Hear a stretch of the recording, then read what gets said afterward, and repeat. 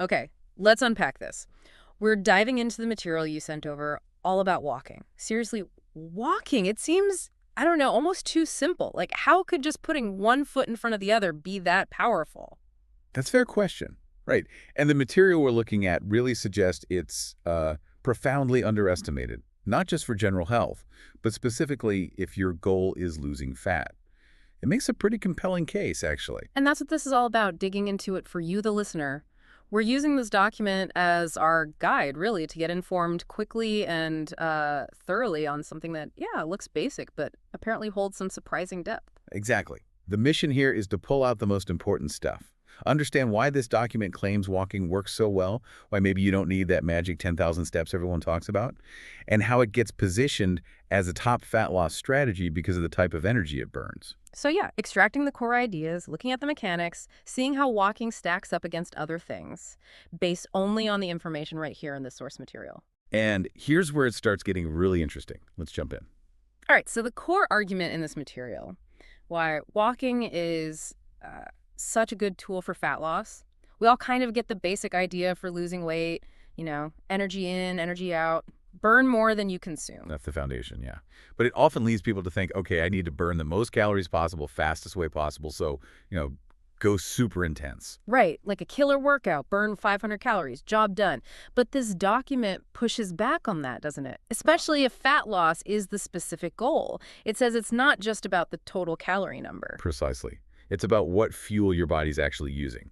We run on macronutrients, carbs, fats, proteins, and the key insight here is that the intensity of your exercise kind of dictates which fuel source your body prefers. Mm. Okay, so if you're going all out sprinting, maybe a really tough spin class, the body's grabbing for carbohydrates, glycogen stored in the muscles, that sort of thing. Exactly. It needs that quick energy for maximum effort.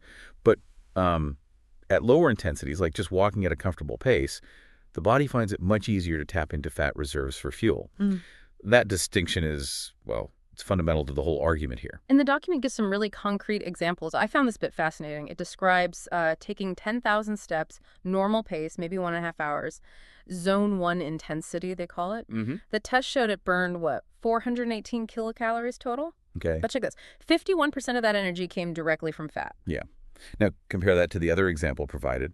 Intense cycling, over an hour, pushing into zone 2, and even higher bursts. It burned more total energy, yes, more total calories. Yeah. But only 21% came from fat. only 21%. That percentage difference is huge. My first thought is still, but you burn more total calories with the cycling? Can the source help make sense of that? Why is burning 51% fat from fewer total calories potentially better for fat loss? That's the crux of it, according to this material. High-intensity exercise. Yeah, it burns a lot of calories fast. But it mainly drains your glycogen, stores those carbs in your muscles. Oh. And your body's really, really good at wanting to refill those stores. So as soon as you eat carbohydrates again, It just socks them away again. You replace the type of fuel you burn pretty quickly. you got it. You burn through the readily available stuff, then you put it right back. Yeah. Whereas walking, because it's burning a higher percentage of fat during the activity itself, it's directly using your stored body fat for the energy needed right then and there. So fewer total calories maybe, but a bigger chunk of those calories came straight from the fat stores you're trying to shrink. Exactly. It's that more direct targeting of fat during the exercise itself. That's the walking advantage for fat loss, as presented here. Okay, so the energy source is a really key piece. Beyond the science of how it burns fuel differently, what about just the practical side of things? The document talks about real-world benefits too, right? Absolutely. And maybe one of the biggest practical points highlighted is just sustainability, Yeah. consistency. Yeah, I mean, let's be real. Dragging yourself to a super intense workout every single day, that takes serious effort, serious willpower. Right. Whereas deciding to, just go for a walk, much more manageable for most people most of the time. Feels less daunting. And this material argues that consistency is just, well, paramount for long-term fat loss. Being able to stick with walking day in, day out means that steady fat burning really adds up over weeks and months. It also mentions something about how walking's lower intensity plays nice with other goals like building muscle, strength training. Yes, that's another synergy it points out. Because walking mainly uses fat and doesn't wipe out your muscle glycogen stores. Those carb reserves. Right. Those carb reserves are still available for your weightlifting sessions. Strength training needs that quick access fuel. So you're not trying to lift heavy when your primary fuel tank for that activity is already empty from your cardio. That makes a lot of sense. Don't burn the specific fuel you need for another important activity. The document even mentions rucking. Is that right? It does, yeah, briefly. Hmm. It suggests combining walking with rucking, which is basically just walking with a weighted backpack or vest as a potential way to get aerobic benefits, some muscle endurance stimulus, and fat loss all in one go. Interesting. Okay, so walking, Hmm. sustainable, targets fat well, doesn't mess up your strength training. But, people always want faster results. Does the document address ways to maybe speed up fat loss while walking or doing other exercise? It does get into that. It details several strategies mentioned in the material that could potentially enhance fat burning. Okay, first up, it talks about supplements. L-carnitine gets a specific mention, suggesting like 1,000 to 1,500 milligrams before exercise. How's that supposed to work? Yeah, the explanation given is that L-carnitine is thought to help shuttle fatty acids into the mitochondria in your muscles, basically making it easier for your muscles to grab and burn fat for energy during exercise. It also mentions a few others: Metine, coffee extract, green tea extract, as substances that might increase fat burning without hurting your workout performance. Interesting. So supplements are one potential avenue. What about nutrition? That always comes up. Nutrition is presented as absolutely crucial for accelerating fat loss. The main idea discussed is managing your insulin levels. Insulin. The document explains that when your insulin levels are high, it's much harder for your body to release stored fat and use it for energy. It calls this state low metabolic flexibility. So high insulin effectively locks fat away, even if you're trying to burn it. That's the concept presented. Yeah. So the strategy suggested is to reduce those big spikes in blood sugar after meals because those spikes trigger insulin release. Keeping insulin lower and more stable creates better environment for fat burning, both during exercise like walking and even just at rest. How do you do that? Just fewer sugary things? Yeah, reducing sharp sugar peaks is key. The material also touches on using technology, like AI that can analyze pictures of your food. Oh, right. I saw that. What's the point there? Well, the idea is to go beyond just counting calories and really understand the macronutrient breakdown. How much fat, fiber, sugar, protein is in your meal. Knowing that helps you figure out the metabolic impact, not just the energy content. Makes optimizing for fat loss easier. Gotcha. And protein. Protein gets a big emphasis too, doesn't it? It really does. The material stresses how getting enough protein strongly supports body recomposition, losing fat, while gaining or maintaining muscle.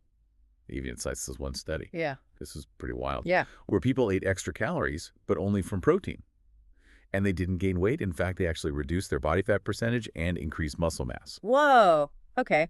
Eating more calories just from protein led to less fat and more muscle. That really highlights protein's role. Wow. Yeah, it's a striking example from the source. So the takeaway is that combining these things may be supplements, definitely optimizing nutrition for insulin control, understanding your food better, and prioritizing protein. That's the path suggested for faster fat loss, alongside consistent activity like walking. Okay, let's shift gears a bit.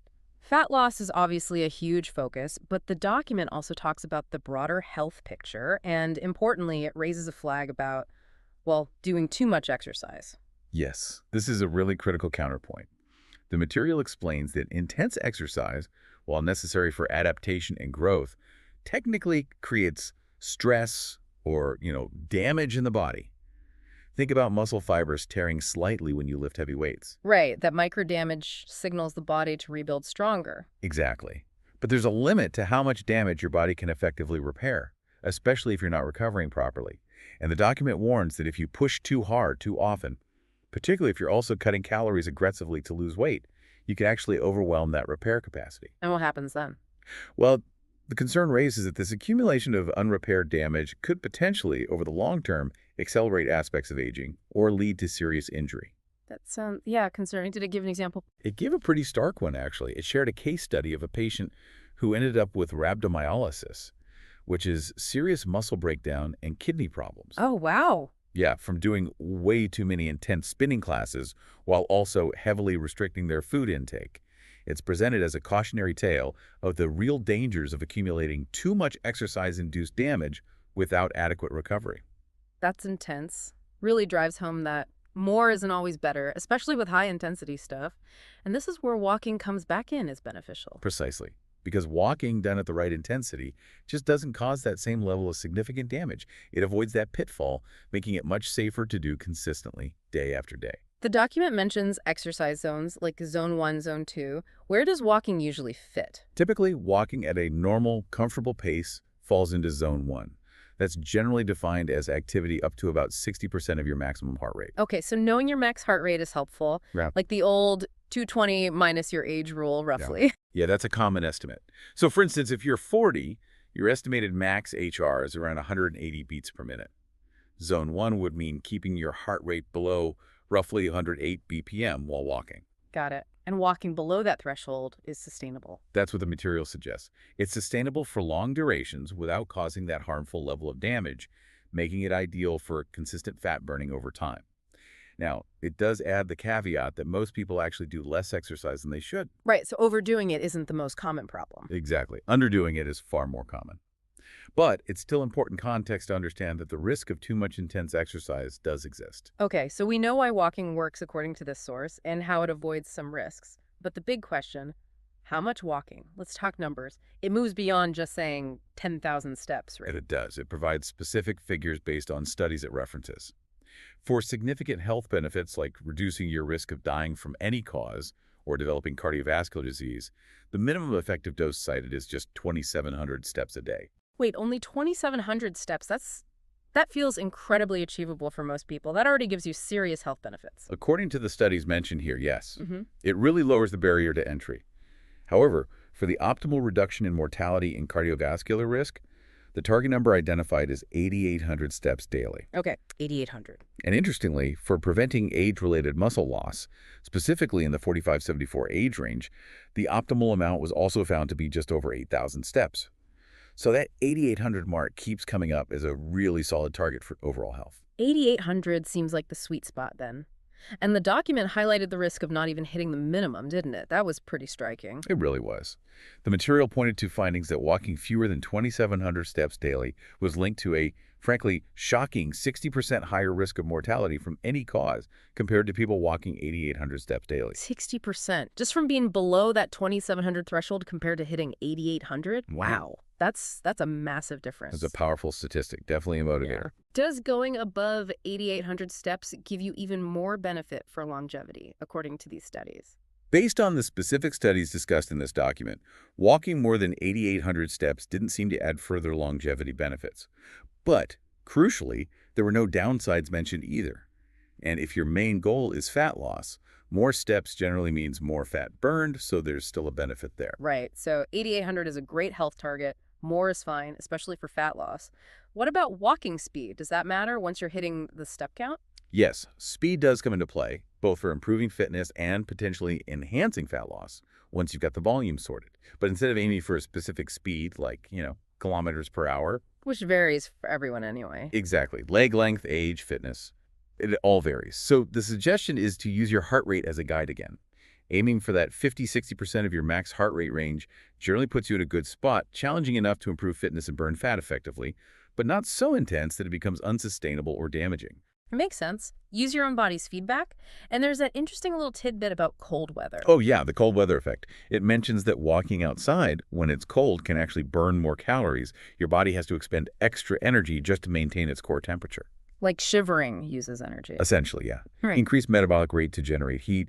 It uses this pretty dramatic example of someone climbing Mount Aconcagua, losing 10 kilograms in 19 days. Part of that huge loss was attributed to the extreme cold, like minus 30 degrees Celsius. Okay, maybe I won't aim for net of 30C walks, but it's a cool illustration of the principle. So pulling all this together, the fat-burning mechanics, the sustainability, the step targets, the health aspects, what's the kind of synthesized strategy this document points towards for steady, sustainable fat loss? The core idea really boils down to consistency and achievable volume. The primary recommendation is to aim for that 8,800 steps per day mark, or potentially more, if faster fat loss is the goal and you find it sustainable. And it even tried to quantify the results just from that baseline walking, right? Something about burning roughly 400 extra calories a day. Yeah, hitting 8,800 steps or more was estimated to burn around 400 extra kilocalories daily. And extrapolating that out, The suggestion was that this consistent walking alone could potentially lead to losing about 1 kilogram, roughly 2.2 pounds of fat, specifically fat, perhaps every 18 days or so. Okay, now, 1 kilogram every 18 days. That might not sound like the super fast results people sometimes chase with crash diets or extreme exercise plans. Exactly. And that's the key advantage highlighted. Hmm. This approach is incredibly easy to sustain over the long haul, potentially for years. That's where so many fat loss attempts fail, lack of sustainability. Right, you can stick with walking. You can stick with walking. And the material is clear. While this consistent walking provides a solid foundation of results on its own, if you combine it with those other strategies we discussed, optimizing your diet for insulin control, boosting protein, maybe intermittent fasting, adding some strength training, you'll significantly accelerate your progress. Wow. This has definitely given me a new appreciation for something I probably took for granted, just walking. It really untacks the surprising power hidden in that simple activity, doesn't it? Explaining why it's so effective for fat loss targeting fat stores at lower intensities. We've covered its huge plus in being sustainable, looked at those science-backed step counts from the source, that crucial 2,700 minimum, the 8,800 optimal zone talked pace, and how it helps avoid the potential harms of overdoing intense exercise. Yeah, it's a compelling case, all drawn directly from the material we explored today. It really is. And it kind of leaves you, the listener, with a thought to mull over, doesn't it? Maybe the most effective path to your goals isn't always the hardest, most intense one you can find. But maybe it's the one you can genuinely consistently stick with, day after day. What could that kind of simple, steady movement unlock for you?